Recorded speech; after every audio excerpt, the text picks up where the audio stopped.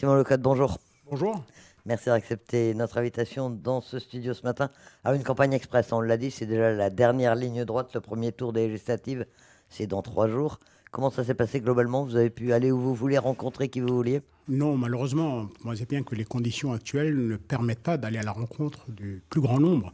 Je n'ai pas fait les îles Loyauté, par exemple, et sans compter qu'à Nouméa, il y a beaucoup de quartiers où je ne suis pas allé.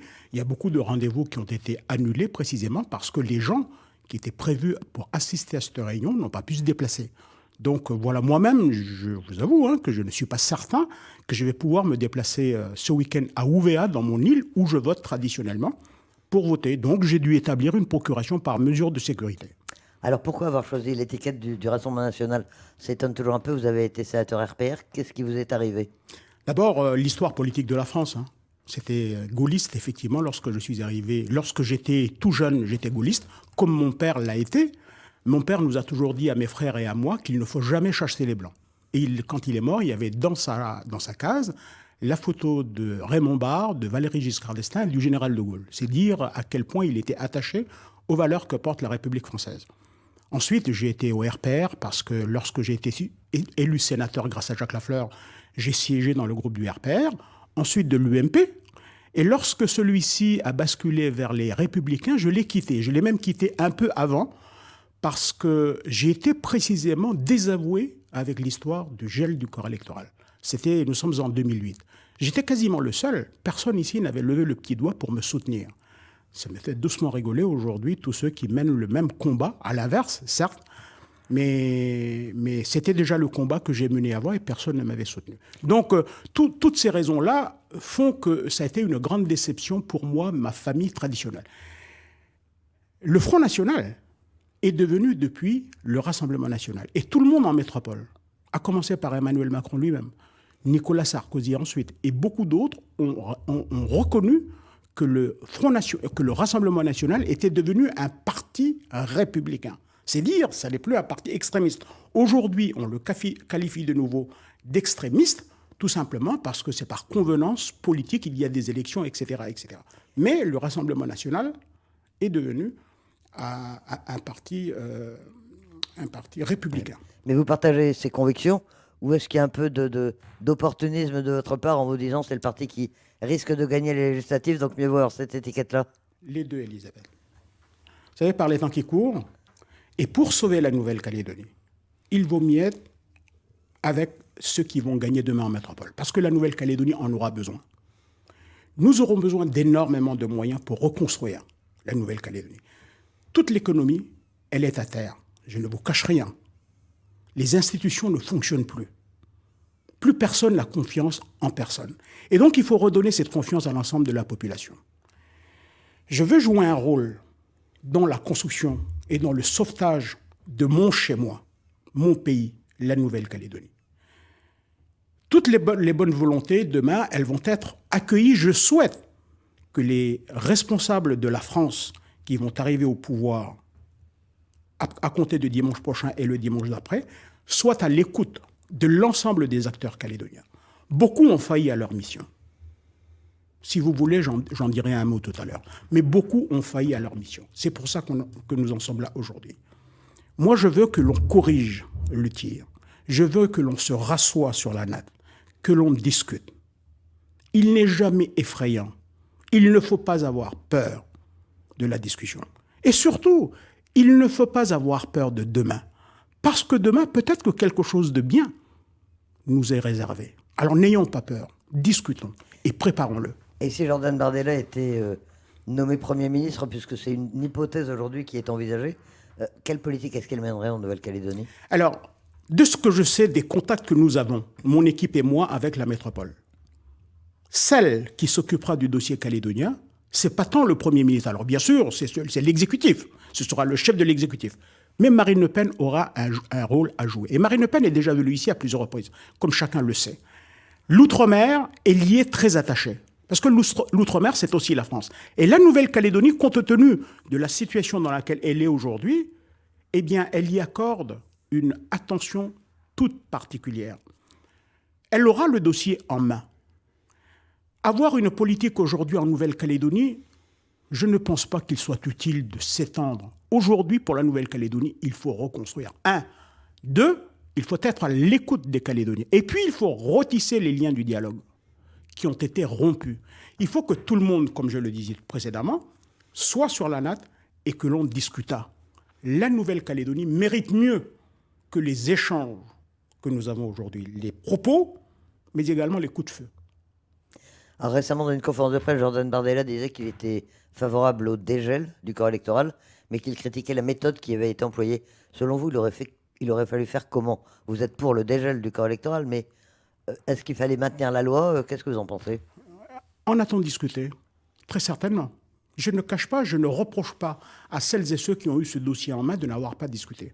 A-t-on utilisé les bonnes méthodes pour discuter? Moi, je suis de la vieille école, vous me direz. Sauf que la vieille école nous a apporté 30 ans de paix. Vous voyez, tout ce que l'on a construit en Nouvelle-Calédonie, on a mis 30 ans pour le construire. En l'espace de 1 mois, tout ça, ça a été détruit. Eh bien, je dis, ne jetons pas à la poubelle les méthodes qui ont existé à une certaine époque pour repartir sur de bons pieds.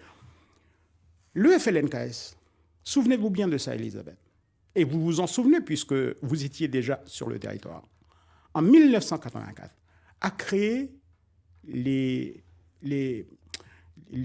groupes qui étaient chargés de mener les actions sur le terrain. En 1984, est arrivé Ouvéa. Parce que le comité de lutte d'Ouvéa a complètement dérapé. Souvenez-vous, en 1988. Eh bien là, nous sommes en train de connaître la même chose. Le FLNKS a créé la CCAT. Et maintenant, la CCAT a pris la main. Parce que les élus du FLNKS ont complètement déserté le terrain. Ils sont nulle part. D'ailleurs, on n'entend plus le FLNKS. Et pourtant, ils devraient revenir. S'il est vrai dans leur intention qu'ils veulent aussi construire la Nouvelle-Calédonie, ils devraient être sur le front, à expliquer à tout le monde que ça n'est pas comme ça qu'il faut que l'on intervienne. Là, ils procèdent par communiqué, mais on ne les voit pas.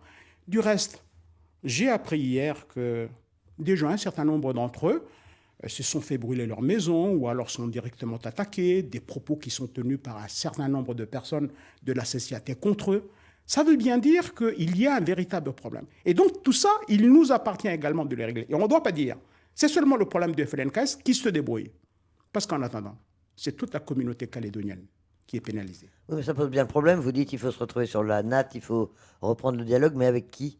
Vous avez qui comme interlocuteur possible en face pour préparer l'avenir? Ouais. Vous savez, comme je disais tout à l'heure, moi je suis de la vieille école. Parce que cette situation-là, on l'a déjà connue. À un moment donné, on n'avait plus d'interlocuteur. Le FLNKS, il avait déserté. Il ne voulait plus. Il ne voulait plus discuter.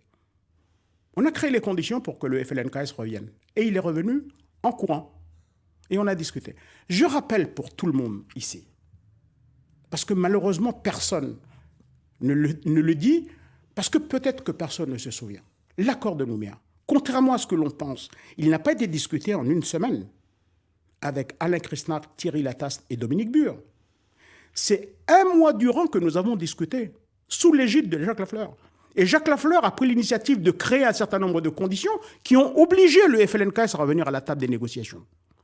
Et est né l'accord de Nouméa. Il faut bien le savoir, ça. Malheureusement, moi je pense qu'on n'a pas mis toutes les cartes, toutes les chances de notre côté pour en arriver là. Pour revenir à votre étiquette du Rassemblement national, vous savez que Marine Le Pen a semé un peu le trouble en Nouvelle-Calédonie il y a quelques semaines en annonçant qu'elle était favorable à un référendum d'autodétermination. Alors je crois qu'elle mettait 40 ans comme durée. Vous êtes d'accord, vous aussi? Bien sûr. Et moi, vous savez qu'avec Jacques Lafleur, on portait le projet d'être consulté de nouveau dans 50 ans. Ce n'est pas parce qu'on a fait 3 C'est sur un référendum de projet, plus que sur un référendum d'autodétermination. Un référendum de projet, mais qu'est-ce que le projet? Le projet, ça peut aussi être la question de l'indépendance. Qui sait? Personne ne sait aujourd'hui ce que sera ce projet. Mais quel est le problème d'être consulté? C'est pas parce qu'on a déjà voté au moins 3 fois, qu'on a confirmé notre volonté d'être français, que pour autant on exclut la question, on exclut le sujet définitivement. Non! Moi, je pense qu'il faut être à l'écoute de tout.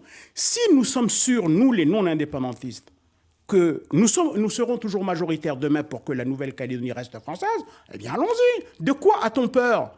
À moins que l'on ait peur qu'une partie de la communauté se dise finalement, on peut être indépendant, on a les moyens de l'être, donc allons-y, laissons faire les choses, puis on va être indépendant. Si c'est cela la crainte, je peux comprendre. Mais sinon, écoutez, franchement, organisez un référendum. Un référendum, ça se tient sur une journée, un dimanche. Si on l'organise dans une quarantaine d'années, vous vous rendez compte le temps qu'il nous faut pour reconstruire la Nouvelle-Calédonie? Si, comme moi je le souhaite, on l'organise dans 50 ans. Et puis, c'est une compétence peut-être que l'on va devoir déléguer aux instances locales. Après que nous aurions décidé du futur statut de la Nouvelle-Calédonie, ne pourrait-on pas imaginer que, par exemple, l'Assemblée qui sortira de ces discussions, à supposer qu'il s'appela Congrès de la Nouvelle-Calédonie, pourquoi ne pas dire le futur référendum, ou alors un des référendums pourrait être demandé par les 3/5 du Congrès. À ce moment-là, il ne faut rien exclure. Simplement, préparons-nous à toutes ces difficultés potentielles qui pourraient se présenter à nous. Mais rien exclure, parce que c'est la clé pour réussir demain. En attendant, est-ce que vous demandez, comme un certain nombre d'autres candidats et d'autres responsables politiques, comme priorité le rétablissement de l'ordre en Nouvelle-Calédonie? Mais bien entendu. Parce que tout ça, rien ne peut se faire alors que c'est le bazar comme l'on connaît. Je vous disais tout à l'heure, vous vous rendez compte que même moi, qui suis un natif d'Ouvert, qui est toujours voté à Ouvert, ça va être la première fois que je vote par procuration. Je ne sais pas ce que c'est, pour tout vous dire. Voter par procuration. Vous l'avez établi, ça y est. Je l'ai déjà établi. Mais pour vous dire, c'est la première fois. Comment peut-on imaginer un seul instant qu'on puisse appeler tout le monde pour nous asseoir sur la natte pour rediscuter dans les conditions actuelles? Non. Dans les échanges que nous avons eus avec Marine Le Pen et sa direction à Paris, il est clair que rien ne se fera demain sans que nous créions les conditions pour que le dialogue revienne, que tout le monde revienne s'asseoir sur la natte et qu'on puisse dialoguer, discuter. Mais ça ne veut pas dire que c'est nécessairement vers l'indépendance que les discussions vont aller. Ça ne veut pas dire que c'est tout et rien entendre des revendications des autres. Il faut aussi la comprendre. Il faut l'accepter comme étant une possibilité d'avenir. Mais c'est le débat. Moi, je ne souhaite pas que la Nouvelle-Calédonie devienne indépendante. Mais ça n'est pas à moi tout seul de le décider. Moi, je serai dans le camp de ceux qui vont dire la Nouvelle-Calédonie doit rester française, et je serai face à d'autres, probablement des frères, de mes frères à moi, qui eux militent pour l'indépendance. Il faudra que je les convainque, comme eux vont tenter de me convaincre. Je vais rappeler une petite chose, Elisabeth Noire. À la fin, au moment, juste après la signature de l'accord de Nouméa, au moment où nous sommes sortis, le haut-commissaire de l'époque, Dominique Bure, a bien fait les choses. C'était un grand moment pour nous, un grand soulagement. On venait de signer l'accord de Nouméa. Et je me souviens de deux personnes que je ne vais pas citer, mais qui étaient face à face, qui avaient chacun une coupe de champagne à la main. Le premier, un non-indépendantiste, qui disait à l'autre « J'espère que ces 30 années vont te prouver que la France, ça n'est pas ce que tu crois. Et que donc, tu militeras au bout de 30 ans aussi pour que nous restions français, que nous continuions à rester français. » Et l'autre de lui répondre « J'espère que les 30 ans, avec la délégation de pouvoir que le statut va nous octroyer à nous, les provinces, je vais finalement te convaincre que finalement, sans la France, on pourrait faire. » Vous voyez ? Merci pour cette anecdote, Simon Louécotte, et merci d'accepter notre invitation ce matin. Candidat du Rassemblement national dans la première circonscription. Merci bien.